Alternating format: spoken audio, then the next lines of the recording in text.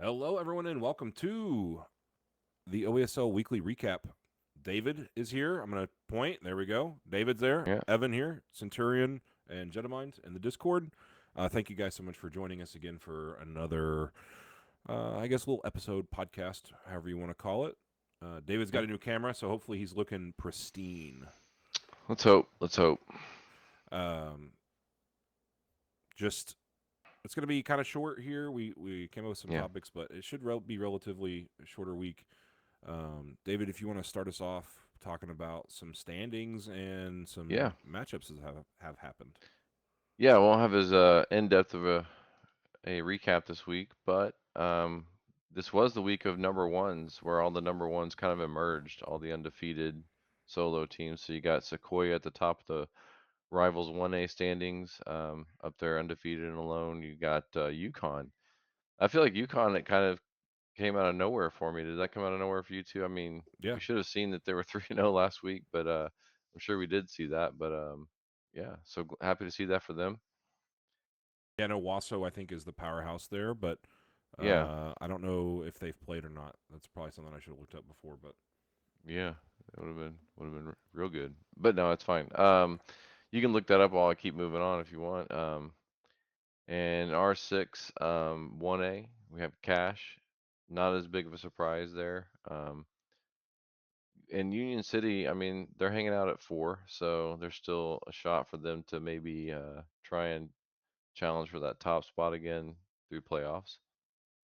yeah, let's see. Owasso and Yukon have played, so that is Owasso's only loss is against Yukon. Okay. So All right. Yeah. So, like I said, happy for UConn there. R6 was a little bit different.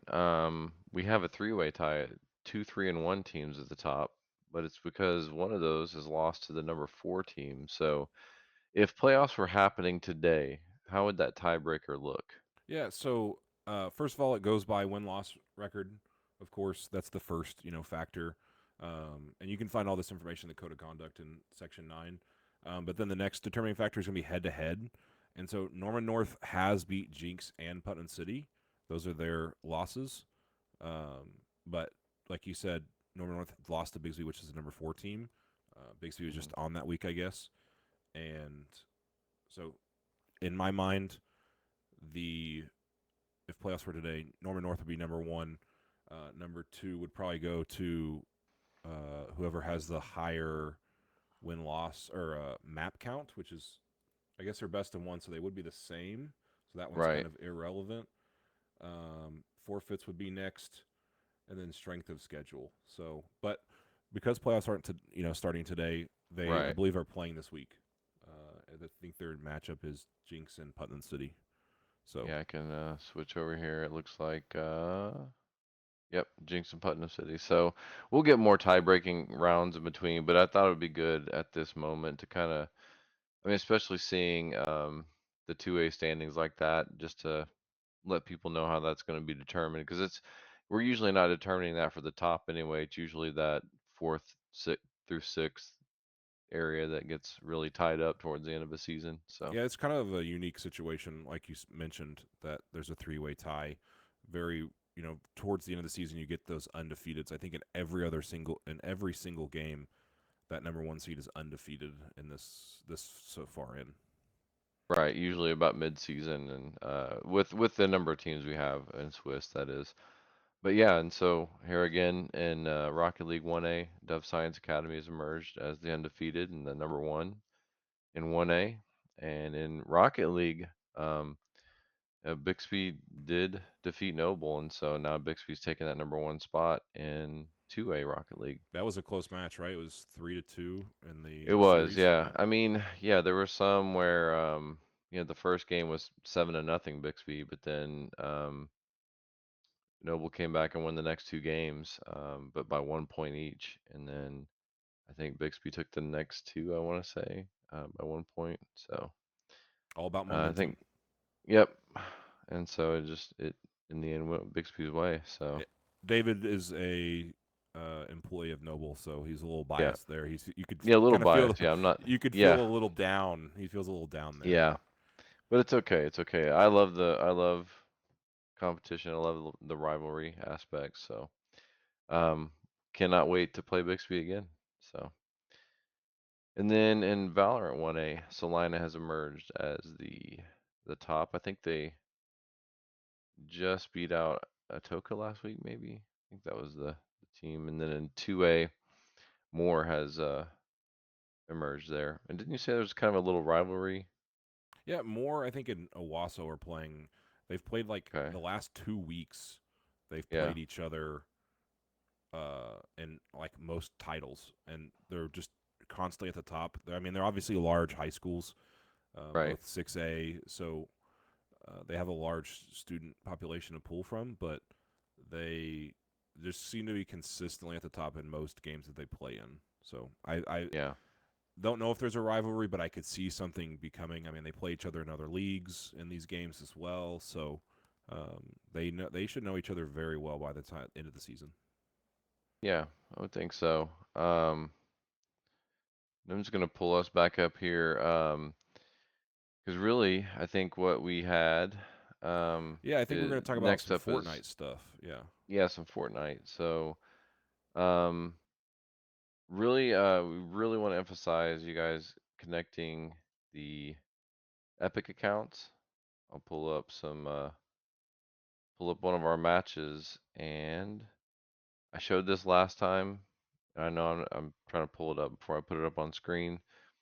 I know I showed this last time, but again, we've got a bunch of players on teams, players that are on on the same team, or not the same team, but each team, like Undead is on both teams here. So not trying to call anybody out individually by showing this, but just showing how this is going to be pretty difficult for us to score. But I am seeing some Epic accounts here connected, so that's good. Two Epic accounts. I hope that's the two starters. But entering stats for a lot of this is going to be really difficult. But I am seeing a lot more Epic accounts, so that's good. You will So not be able to be scored if you cannot figure out yeah, your rosters. We cannot do it for you. It is impossible for us to do.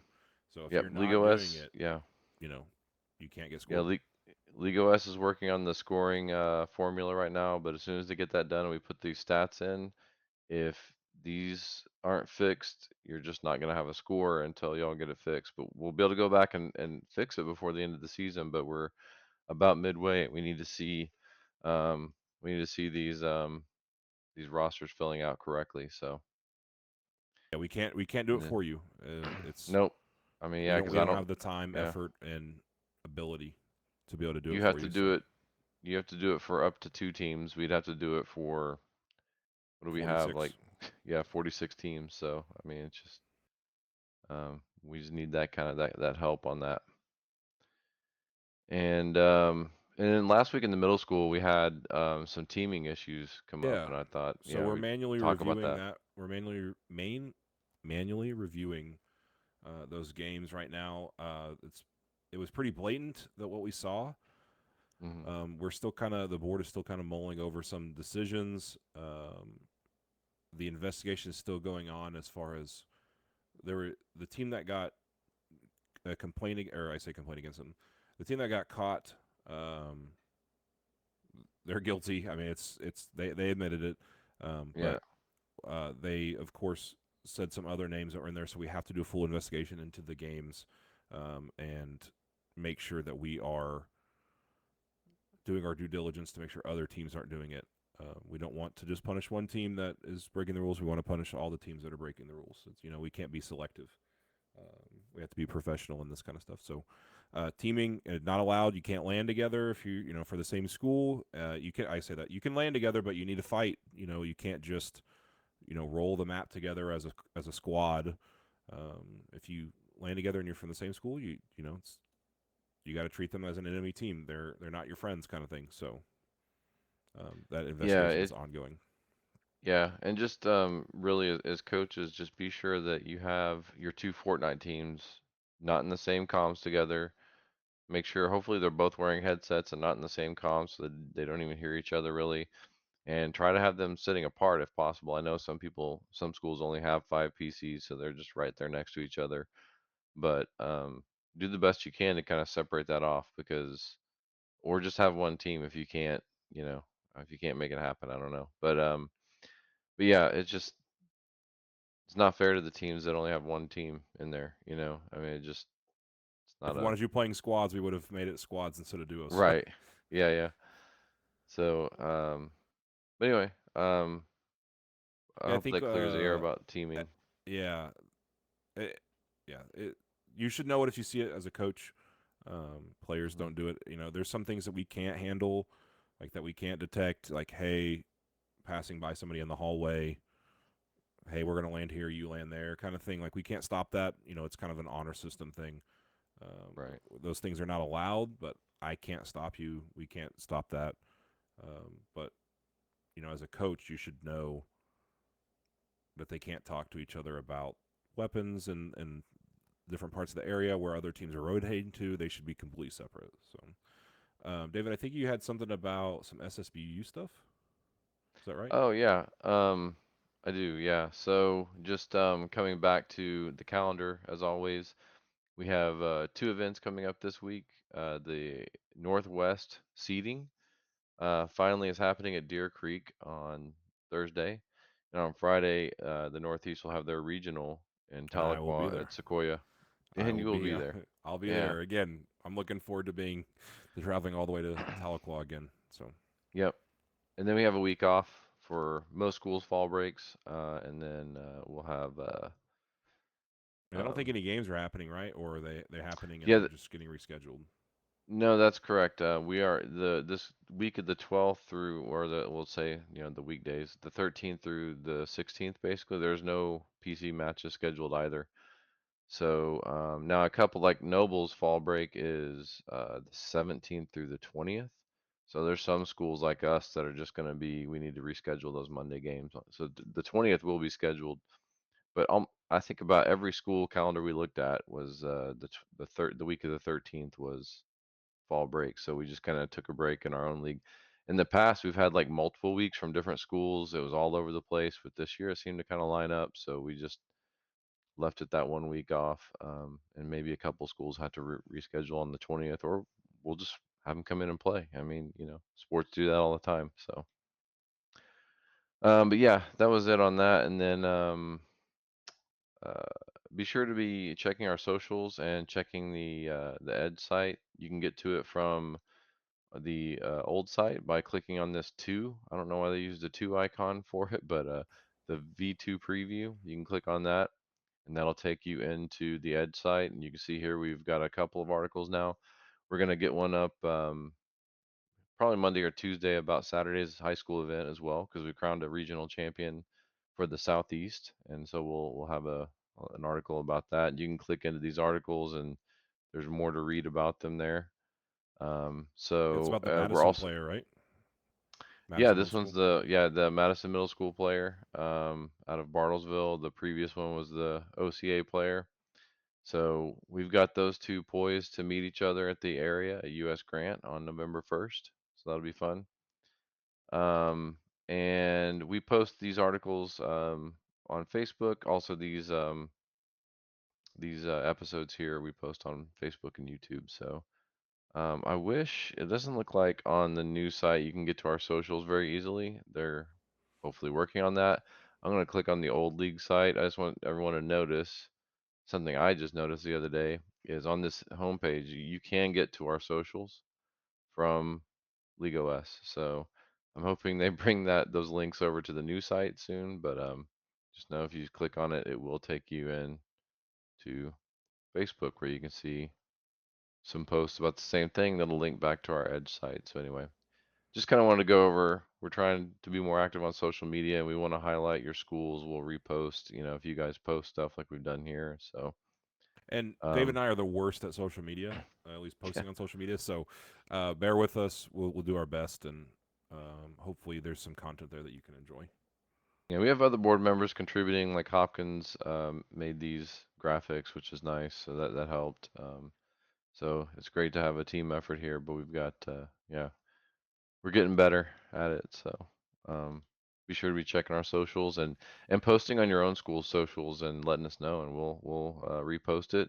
We're following a lot of your schools, so we'll get stuff reposted when we can, and we want to highlight your students just like you all do. So Yeah. Well, I don't think I have anything else. Yeah, I don't think so either. This has been the OESL weekly recap. I believe week number 5. One of those 4 or 5. We'll And track that one of these days. yeah, yeah. Yeah. We should have some thumbnails too. So this has been the OESL weekly recap. David and Evan here. We'll catch you next time. All right. Later.